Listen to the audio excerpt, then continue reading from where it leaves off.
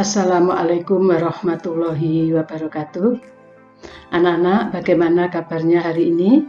Mudah-mudahan kalian selalu dalam keadaan sehat, selalu dalam lindungan Allah Subhanahu wa Ta'ala, dan kalian tetap semangat dalam belajar. Anak-anakku, pada materi bahasa Indonesia kali ini kita akan belajar tentang struktur dan ciri kebahasaan teks pidato persuasif. Adapun KD yang kita pelajari adalah 3.1, menelaah struktur dan ciri kebahasaan pidato persuasif tentang permasalahan aktual yang didengar dan dibaca. Anak-anakku, tentunya kalian sudah tidak asing dengan kata pidato. Apa sebenarnya yang dimaksud dengan pidato? Pidato adalah suatu kegiatan berbicara di depan umum atau berorasi agar dapat menyatakan pendapatnya ataupun memberikan gambaran tentang suatu hal. Adapun makna persuasif adalah bersifat membujuk atau mempengaruhi. Jadi, pengertian pidato persuasif adalah jenis pidato yang disampaikan dengan tujuan untuk mempengaruhi, mengajak, atau membujuk pendengar untuk melakukan sesuatu hal yang disampaikan oleh orang yang berpidato. Adapun struktur teks pidato persuasif terdiri dari 3, yaitu ada salam pembuka, ucapan penghormatan, dan ucapan syukur. Contoh salam pembuka: Assalamualaikum warahmatullahi wabarakatuh. Silahkan kalian mengembangkan sendiri. Mungkin salam pembuka itu akan disampaikan misalnya dengan selamat pagi, selamat malam, atau mungkin selamat sore. Bagian pembuka yang kedua adalah ucapan penghormatan atau sapaan. Untuk sapaan ini ada aturannya. Aturannya adalah beliau yang mempunyai jabatan tinggi ini harus didahulukan. Misalnya kalian berpidato di sekolah. Yang hadir itu ada Bapak Ibu guru, karyawan, Bapak Kepala Sekolah, dan teman kalian. Maka yang disapa dahulu adalah Bapak Kepala Sekolah, urutan yang kedua Bapak Ibu guru, ketiga karyawan, dan yang keempat adalah teman-teman kalian. Bagian pembuka pidato yang ketiga, ucapan syukur. Contoh ucapan syukur adalah: marilah kita panjatkan puji syukur kehadirat Allah Subhanahu wa Ta'ala karena sampai pada saat ini kita masih selalu dalam lindungan Allah Subhanahu wa Ta'ala. Struktur pidato yang kedua adalah isi pidato. Pada bagian ini berisi penjelasan tentang gagasan, pikiran, arahan atau pesan yang disertai dengan alasan, bukti, dan contoh untuk meyakinkan atau mempengaruhi pembaca atau pendengar. Struktur pidato yang ketiga adalah penutup.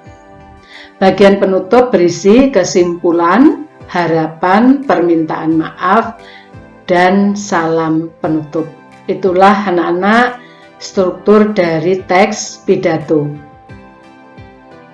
Selanjutnya, mari kita belajar tentang ciri kebahasaan teks pidato persuasif. Ciri yang pertama adalah nominalisasi atau pembendaan. Nominalisasi atau pembendaan merupakan proses tata bahasa mengubah dari kata kerja dan kata sifat menjadi kata benda. Contoh, membangun menjadi pembangunan, mendaur ulang menjadi pendaur ulangan. Contoh dalam kalimat, kita harus mendaur ulang sampah. Mendaur ulang itu merupakan kata kerja. Agar menjadi kata benda diganti pendaur ulangan. Contoh dalam kalimat, Pendaur ulangan itu menguntungkan lingkungan dan menghasilkan uang. Ciri kebahasaan berikutnya adalah kalimat aktif. Kalimat aktif adalah kalimat yang subjeknya melakukan pekerjaan atau melakukan perbuatan. Adapun ciri-cirinya, subjek sebagai pelaku, kemudian predikatnya berawalan me. Contoh dalam kalimat, silahkan kamu perhatikan kata yang dicetak biru.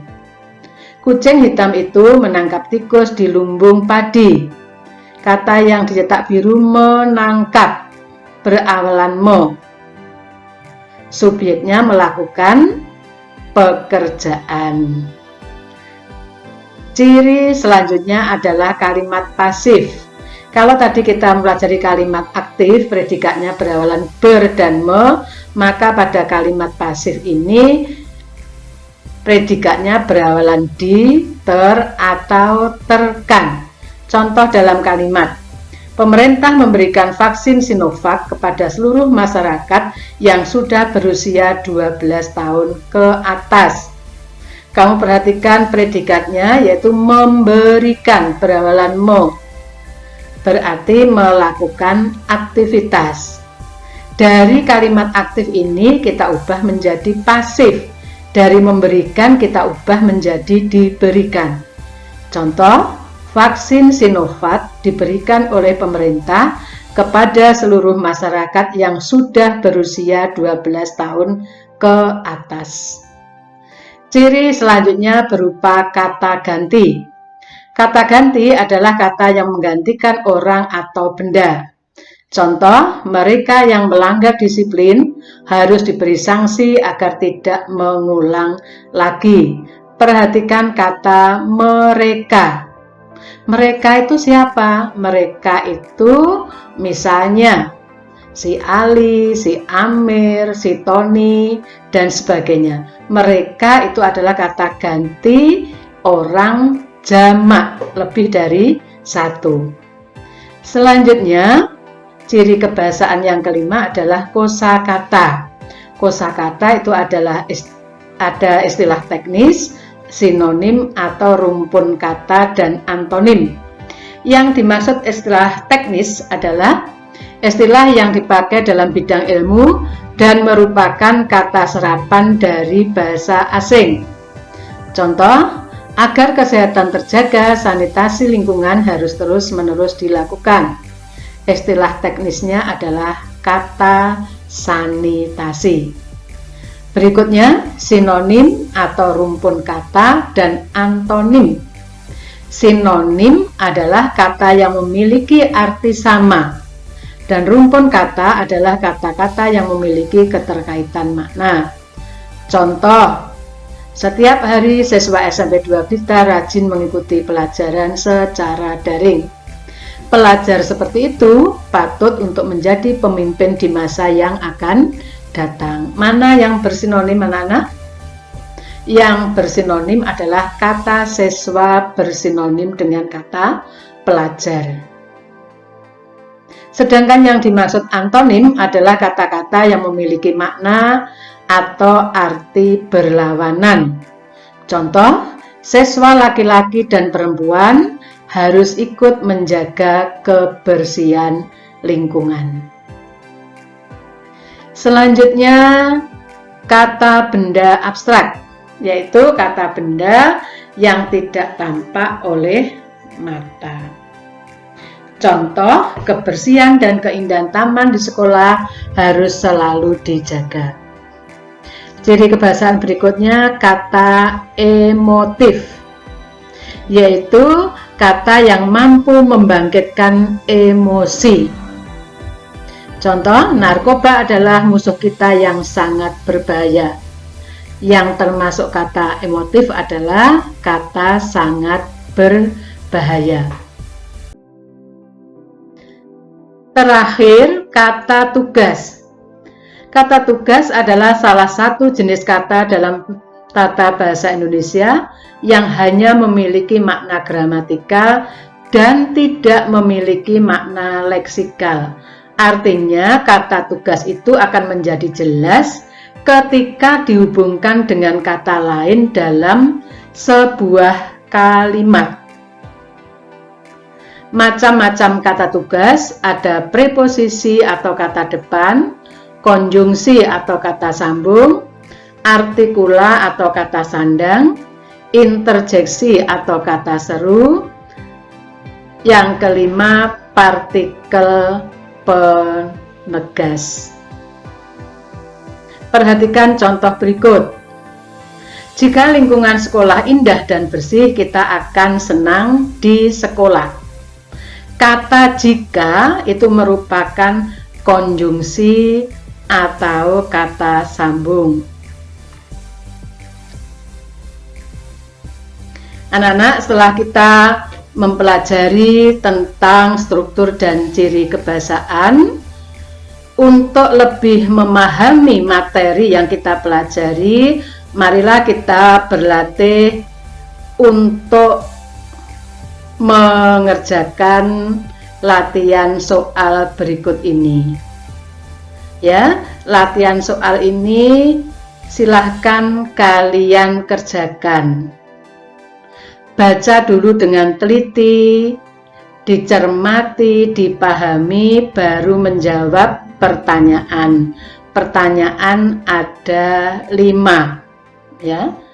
Ada 5. Nomor 1 menentukan kata ganti, 2 menentukan istilah teknis, yang ketiga mencari konjungsi, yang keempat mencari kata emotif, yang kelima menentukan konjungsi. Anak-anak, tugas ini nanti silahkan kalian kerjakan, kemudian dikumpulkan melalui GC. Sekali lagi, Bu Endang menyampaikan pada kalian, kalian harus tetap semangat belajar. Jangan lupa selalu mematuhi protokol kesehatan. Demikian yang bisa saya sampaikan pada kesempatan ini. Terima kasih atas perhatiannya. Wassalamualaikum warahmatullahi wabarakatuh.